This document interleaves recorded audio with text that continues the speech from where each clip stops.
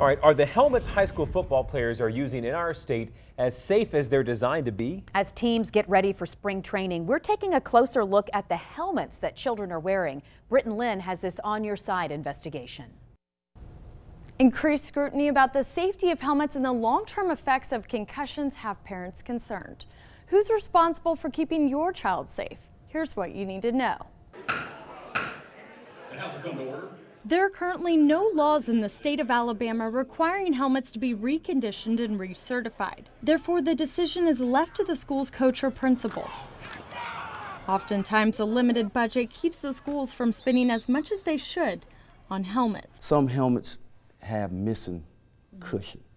So, and some coaches, I hate to say, they'll take that chance of trying to play a player without the right equipment, or they would take this out and put it into a new helmet, which this cushion doesn't belong in another type of helmet. It becomes a liability not only for that coach, it becomes a liability for that school and also that school system. Alabama High School Athletic Association oversees the rules regarding middle school and high school football equipment.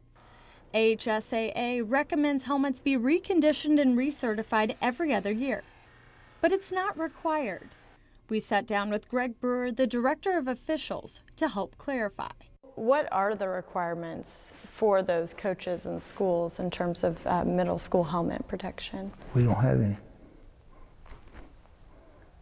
Okay, so just high school? Not even high school. What are the rules in terms of helmets? So there's 0 rules? Well, I thought the rule Federation was... requires, you have to wear a helmet, yes, okay. The Federation, yes, there is a rule that says you have to wear a helmet.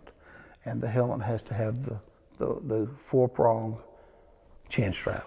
And that's the only thing that you'll see in any rule book requiring any requirement about helmets. I'm not sure if I heard you correctly, so just clarify, but reconditioning is not required by middle schools for helmets every year or every 2 years? Well, it's not required by us or the National Federation, but it's kind of understood that that's what's going to happen.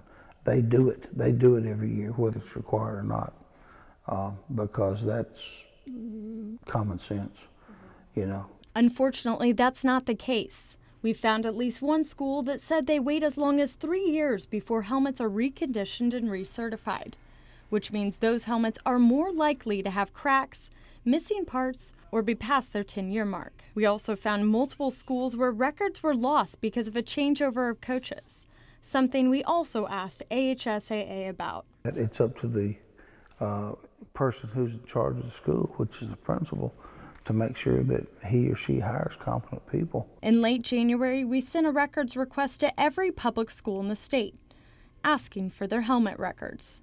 Because helmets are purchased and recertified with tax dollars, there should be a record of those purchases.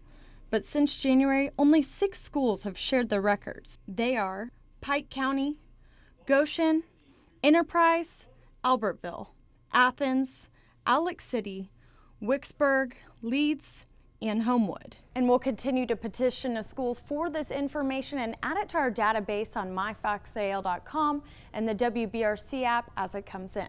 In the meantime, we encourage you to ask questions. Find out when your child's helmet was last reconditioned and recertified. And tomorrow night, we'll show you about the cleanliness of these helmets, what you need to do to keep them germ-free.